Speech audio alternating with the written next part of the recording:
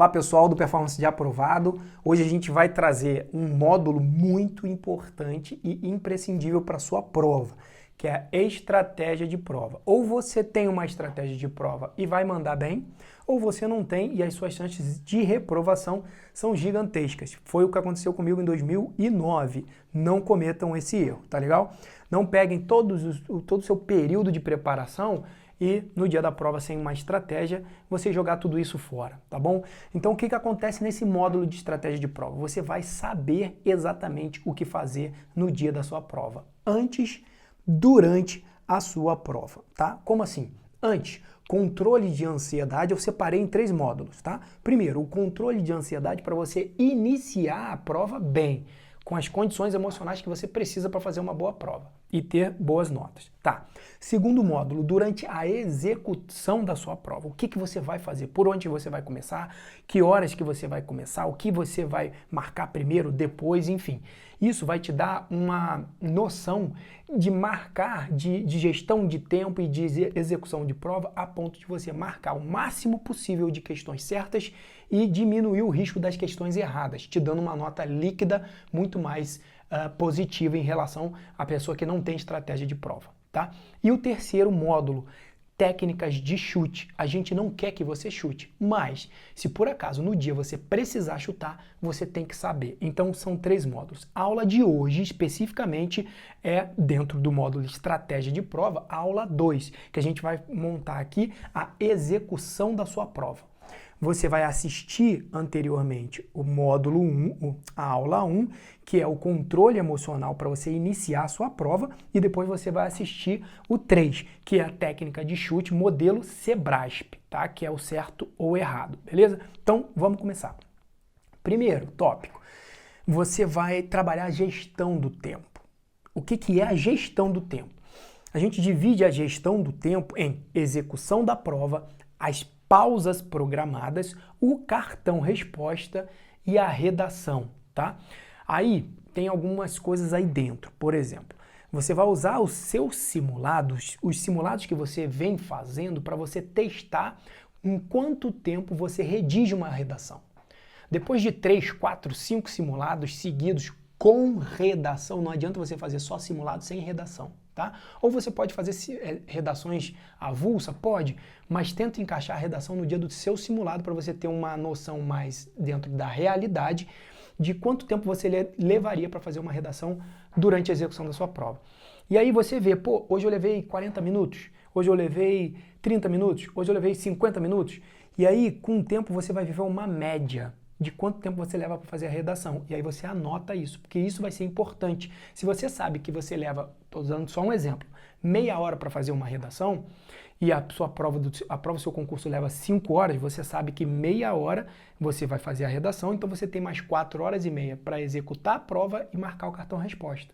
Por isso a importância de você saber quanto tempo você leva para redigir uma redação. Então, primeiro ponto, gestão do tempo, já começa a raciocinar com isso. Quanto tempo eu levo para fazer uma redação, quanto tempo eu levo para fazer um cartão resposta, quando eu for fazer o simulado eu vou marcar, vou cronometrar tudo isso, e quanto tempo eu levo para a execução da prova com minhas pausas programadas, tá legal? Por que são pausas programadas, Felipe? Eu estou fazendo ali, vocês vão ver que tem uma técnica aqui de primeira passagem, segunda passagem e tal.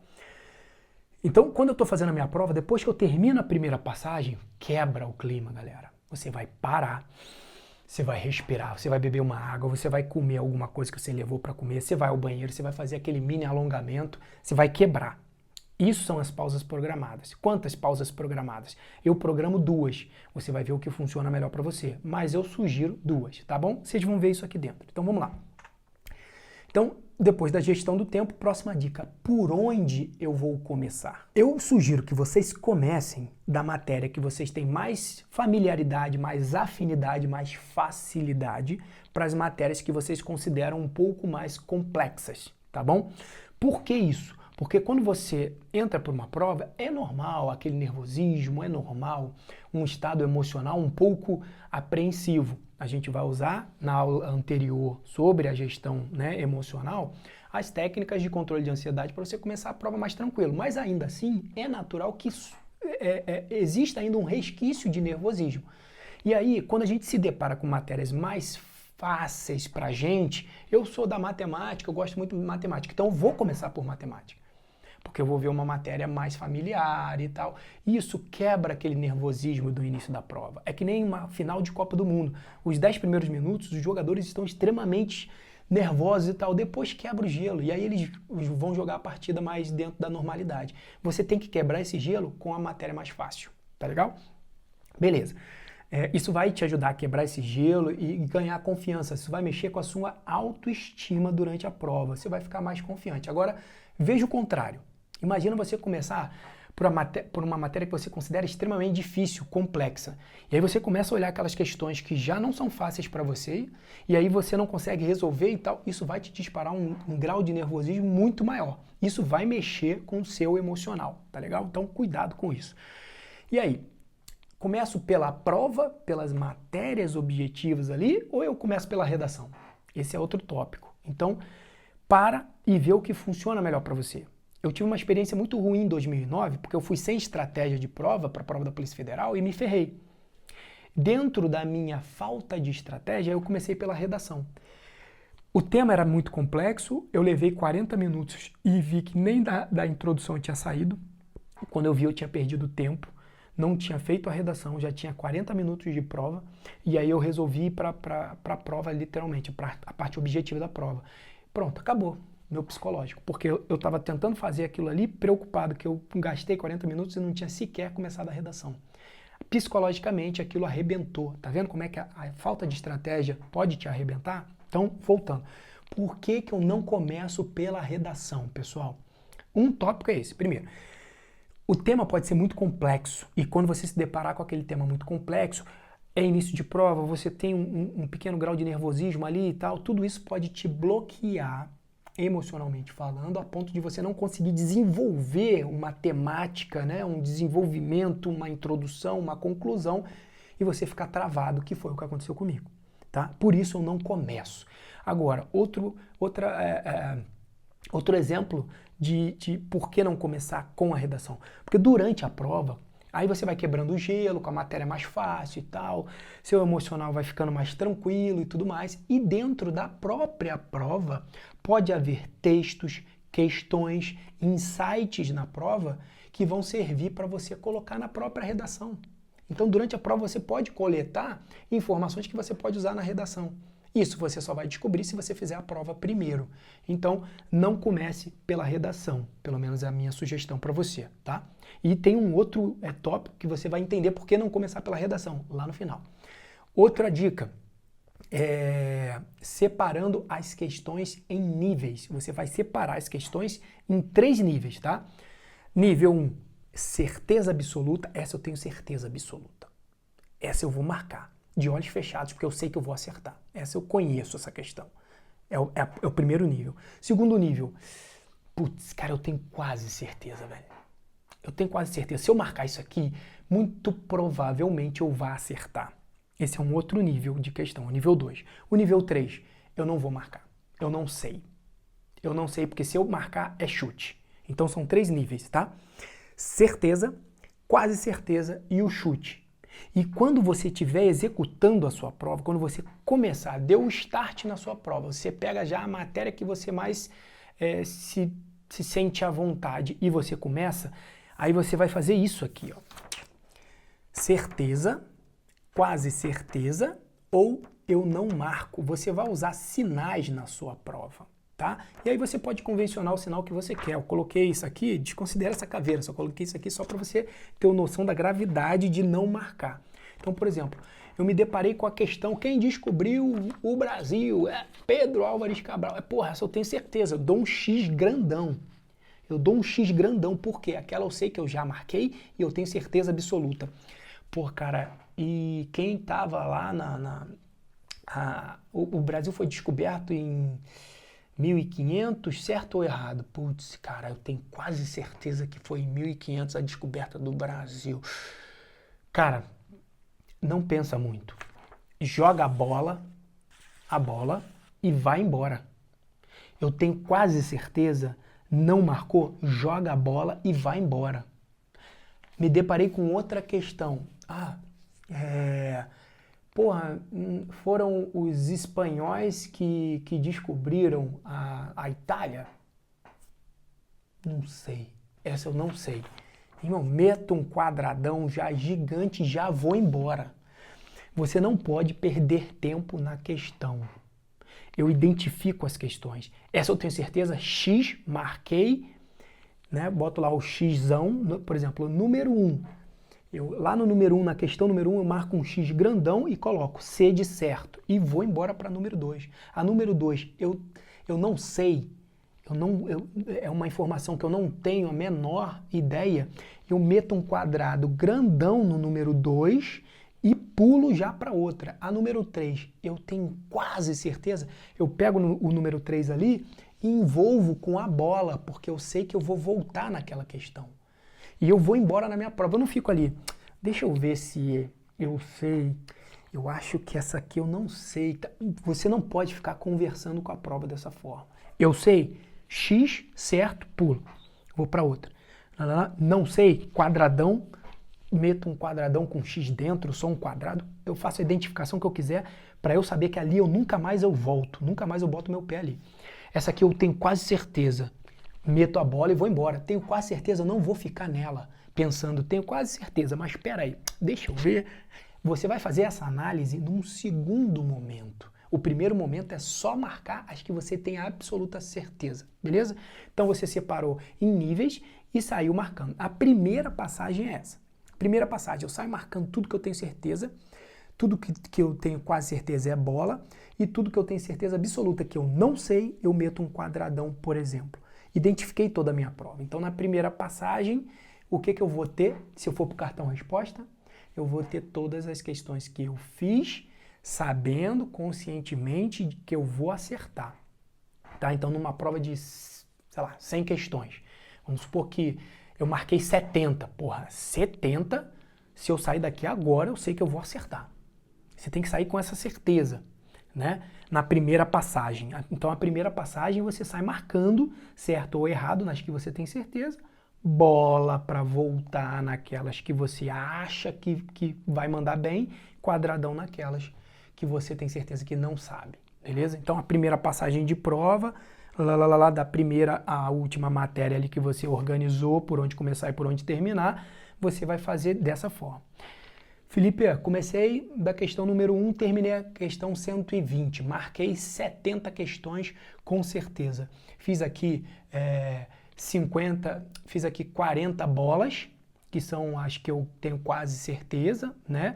E aí 70 mais 30, mais 40 bolas são 110. As outras 10 foram quadrados de errado. Beleza, então agora, numa segunda passagem, eu acho que 70 pontos, se eu não marcar mais nenhuma, eu acho que eu posso ficar de fora da nota de corte. Vamos dar a segunda passagem agora. Eu vou para a segunda passagem. Na segunda passagem, eu só vou olhar quais questões? A que eu marquei a bola, galera. Eu não vou olhar mais essa questão aqui, porque essa eu já tenho certeza, eu já marquei, já está lá certo ou errado. Eu ainda não preenchi o cartão resposta, mas ela na minha prova ela já está marcada. Eu não vou voltar nessa aqui, eu não vou olhar para essa questão, eu não vou perder tempo nessa questão, porque eu sei que se eu for fazer algo aqui é chute. Eu só vou voltar naquelas que eu marquei bola. Então, essa segunda passagem vai ser muito mais ligeira. Só que quando essa segunda passagem vai começar? Depois da sua pausa. Pegou a prova, comecei a prova. Primeira passagem completa. O que é a primeira passagem completa? Marcando X nas que eu tenho certeza, certo ou errado. Marcando bola nas que eu tenho quase certeza. E aí eu não vou botar se é certo ou se é errado, só vou botar a bola. E marcando quadrado naquelas que eu não vou chutar. E logicamente eu não vou botar nem certo nem errado, lógico, né? E aí fiz a primeira passagem. Alonga, bebe a água, belisca o negócio que você levou para comer e tal, vai ao banheiro, enfim.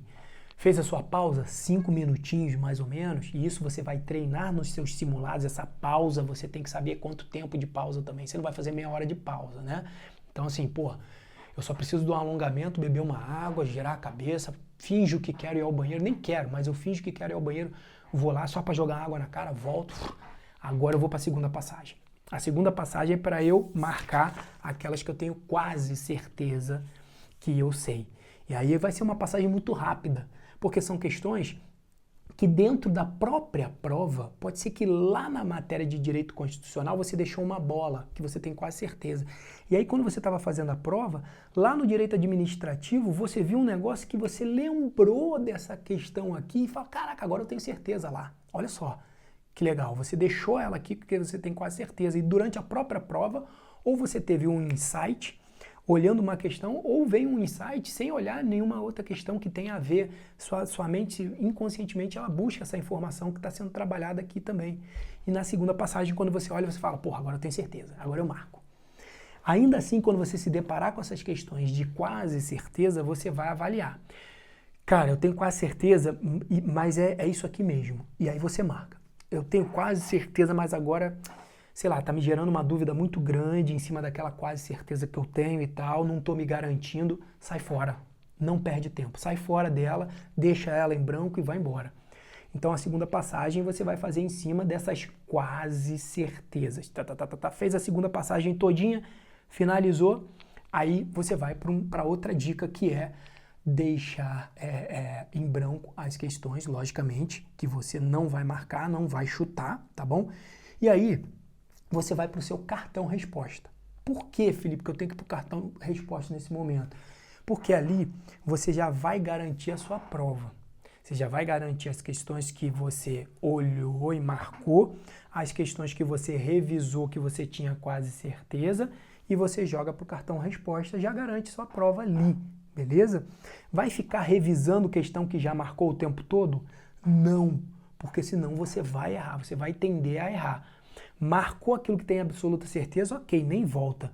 Deixou a bola, vai voltar para ter certeza, marcou, vai para o cartão resposta depois da segunda passagem, deixa o seu cartão resposta bonitinho ali, ou você pode marcar nos 30 minutos finais também? Pode. Eu estou só dando uma sugestão de marcar o cartão resposta nesse momento aqui já para garantir. Beleza.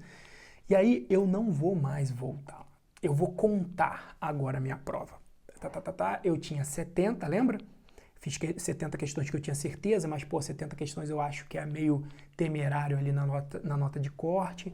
E aí das 70 ainda tinham 40 que eu quase tinha certeza.